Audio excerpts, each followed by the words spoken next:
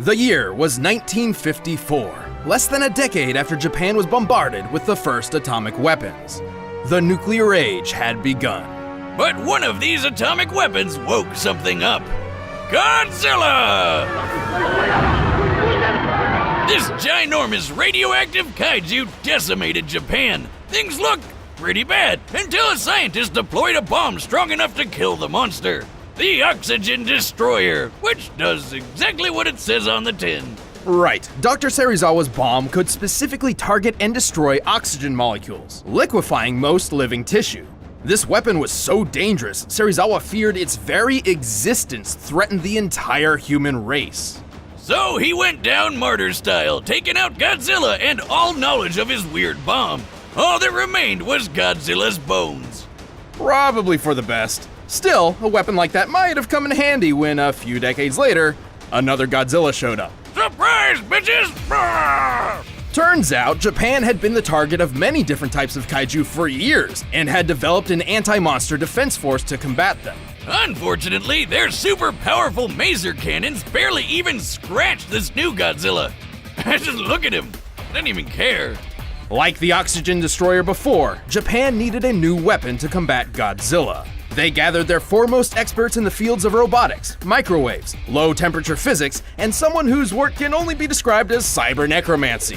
Together, these leading scientists developed a revolutionary weapon like nothing before it. Mechagodzilla! Sure, technically this isn't the first Mechagodzilla we've seen, but it's certainly the deadliest and the most unique. So much so, it was given its own distinct name, Kiru, a combination of kanji meaning machine and dragon. Hear you? Sounds lame.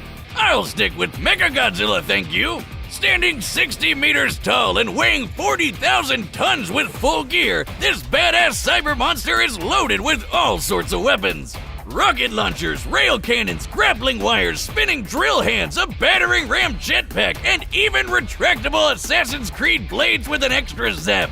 And just like Zilla himself, Mecha G fires laser beams from his mouth. This twin maser cannon is twice as powerful as the maser guns that successfully killed other non-Godzilla giant monsters. Kiru is certainly skilled in melee combat and is surprisingly athletic for its size. Look at it go! However, with its enormous arsenal, it is far better suited to long-range strikes. Like with its ultimate weapon, the Absolute Zero Cannon. Damn! So it's like a super ice beam? As the name suggests, it unequivocally brings its target's temperature to absolute zero, or 0 degrees Kelvin. But this beam isn't just freezing its target, it's literally destroying all of its existing energy at once. A practically impossible feat of physics. This results in crushing the entire target from within at an atomic level. Oh my god, Zilla!